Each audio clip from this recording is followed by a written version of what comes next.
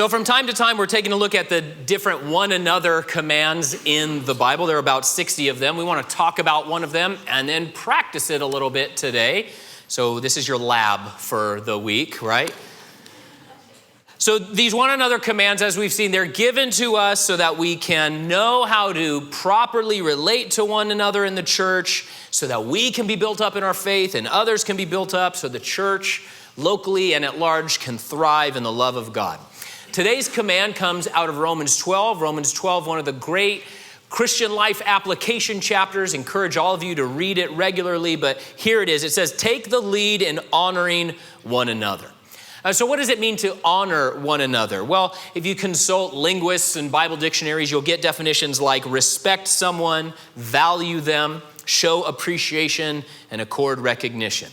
Now, how does that square with the fact that at the same time we know from the New Testament that we are called to servanthood and humility and not thinking more highly of ourselves than we ought. In fact, in that same chapter, Romans 12, Paul first says, hey, let's none of us think more highly of ourselves than we ought. So how do we square these things? And quite honestly, here at Calvary, most of you know, we don't do a lot of public recognition. We don't name things after donors. We don't, bring people up to just talk about how great they are and so we can clap at them, right? We don't do a lot of that. We try to keep things more anonymous for a variety of reasons. One is that we believe service to the Lord is done for him. It's not done for what we receive. Jesus, when he famously spoke about mustard seed faith, he said, if you have faith the size of a mustard seed. Most Christians have heard that passage before, but I know for myself, I forget how that passage ends. He talks about our faith operating in the power of God to serve him. And here's how that passage ends. He says, when you have done all you were commanded, you should say, we are unworthy servants. We've only done our duty. So an interesting perspective of humility and not selfishness. And another reason that we don't usually make a big show of commending people is because, frankly, we live in the midst of a secular culture that is absolutely addicted to selfish attention, right? You've all heard of social media. That's why it exists, right? Or sometimes we tend as Americans to get upset if, say, we're not recognized enough at work or for things that we accomplish. I get it. That's okay at times, but the truth is our human hearts want to be celebrated, and frankly, even when we are, it's never really enough. So the question, though, is, are we as a church or as believers neglecting this Romans 12 command to honor one another? Well, what are we being told to do here? Well, first and foremost, this is a perspective issue. It's not about me being honored. What do we need to do so that I can be honored by others?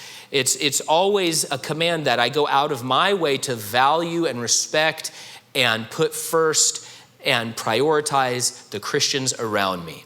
And not to do so that I can turn and then say, okay, you had your turn and now it's my turn, right? In fact, this command is meant to keep our natural human desire to honor ourselves in check. None of us need to be told to honor ourselves, right? And Paul says what we should do is keep that natural human desire to aggrandize ourselves, honor ourselves, push everything this way, keep that in check by honoring others. And the respect and recognition we give to other believers is not based on who they are or, their own characteristics, but on the work God is accomplishing in their lives. The praise goes to the Lord, not the person. And so, as usual, this aspect of our faith starts with our perspective. It's about the orientation of our hearts. And the idea is that I, as an individual Christian, value and respect the believers around me, and I look for ways to make them be VIPs in my mind, right? The tangible ways of carrying this out, there's a bunch of them, but it's never about puffing people up or flattering them, but celebrating the work of Christ in their lives and acknowledging the faithfulness of God in their lives. And if you want some practical, what should I do or what shouldn't I do? Well, it means that as I come together with the gathering of Christians, I honor them by not demanding the first place in line. By not walking up to someone at church today and saying, hey, you're sitting in my seat. I want that seat. It's mine, right? You need to move. And I'm sure many of you have experienced that or heard stories about that. There's a lady who came here to the church for many, many years, and then she moved out of town. And the next time we talked to her, say, hey, how'd it go? Well, I went to this church. It was recommended to me, and I showed up in church, and there was like 1,000 seats, and I just sat in one. And right before church started, people walked up to me and said, that's my seat. Get out. And our hearts were broken for her, right? So that's the opposite of honoring others, right? So we can honor one another in all sorts of small and big ways today, real ways as we acknowledge the good work of God in a life. I hope we all diligently pursue that command as we interact with one another.